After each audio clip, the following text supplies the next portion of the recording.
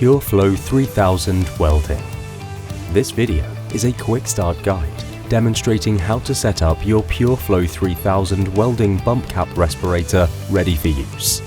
Charging the battery. The PureFlo 3000 respirator is supplied with 2 batteries. Each battery will provide 4 hours of continuous use. To charge the battery, insert into the charger until it clicks fully into place as shown.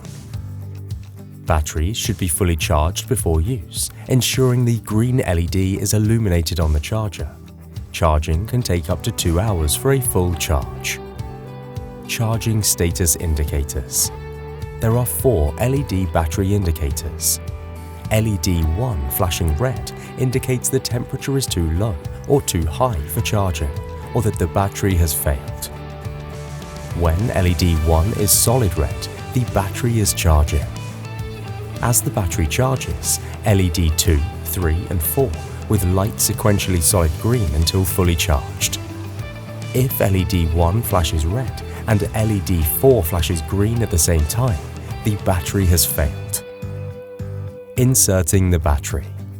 Insert the battery into the battery housing until it clicks fully into position. To remove the battery, push lightly on the release area as shown and remove. Inserting the filters.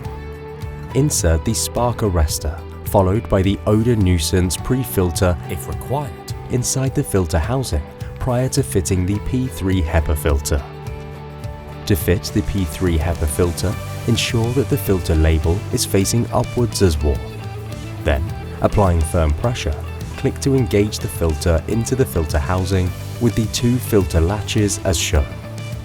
After fitting the filter, check that the air inlet is clean and free from any obstruction, and that the inlet sits below the PureFlo logo. Fitting ear defenders.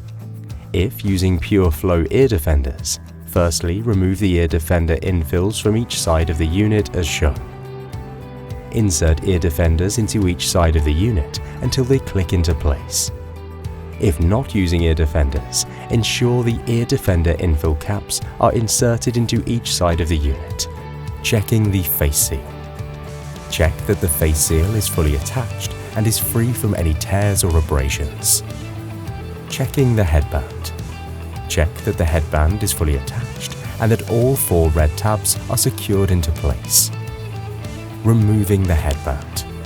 To remove the headband, release the face seal press fasteners and Velcro tab from around the headband as shown. Release the 4 red headband tabs in the respirator frame by pressing the headband support bracket. The mount will click out of the attachment post. Remove headband from the unit. Checking the visor. Check the visor is clean and has clear visibility.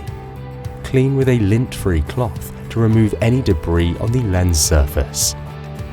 Check that these splatter lenses are clean with clear visibility.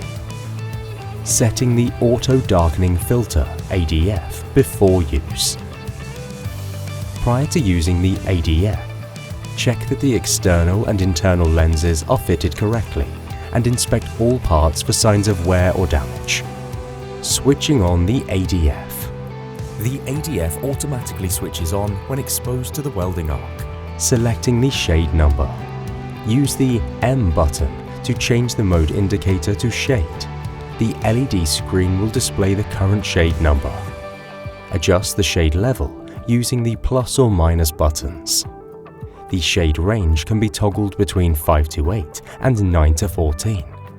Toggle by pressing and holding the M and plus button or M and minus button. Use the plus or minus buttons to increase or decrease to the desired shade. Due to the varying welding types and current intensity, the wearer should choose a shade that allows them to see the arc clearly and is comfortable to the eyes. Delay time and sensitivity control.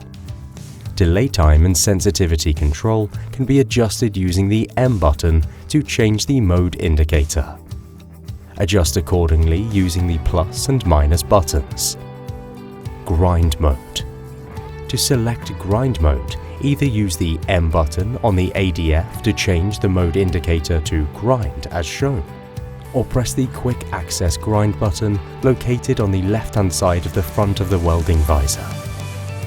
Once grind mode is activated, the grind LED indicator will continuously flash until deactivated. The grind mode will be deactivated automatically after 30 minutes of activation.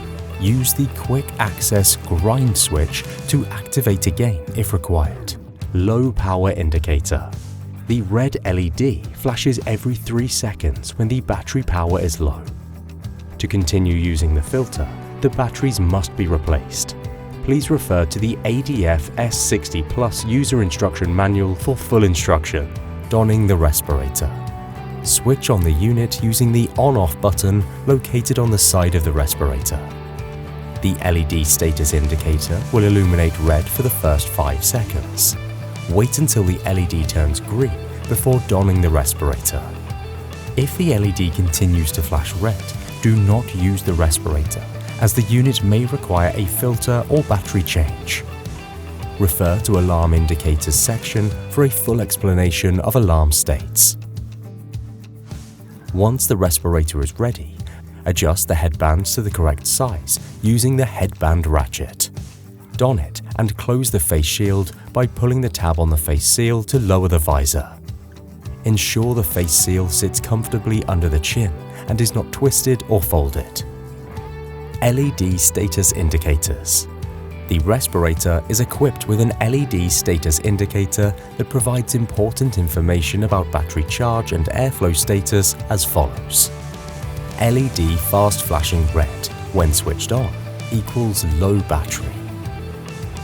Remove the battery and charge. You will have approximately 15 minutes of battery power remaining before the battery shuts down. LED slow flashing red when switched on equals airflow too low. Remove the HEPA filter and replace. If both filter and batteries have been changed and the LED continues to flash red, the respirator should be returned to a service center for inspection. Doffing the respirator. Remove the respirator by releasing the headband ratchet on the head harness as required. To switch off, press and hold the on-off button for 3 seconds. Post-use. Clean the respirator using pure wipes or a mild cleaning solution. Inspect the respirator for any damaged or worn parts and replace as necessary. Remove the battery and place it on charge. Store the respirator safely in the PureFlo storage bag. For detailed care and maintenance procedures, refer to the full operating and maintenance guide.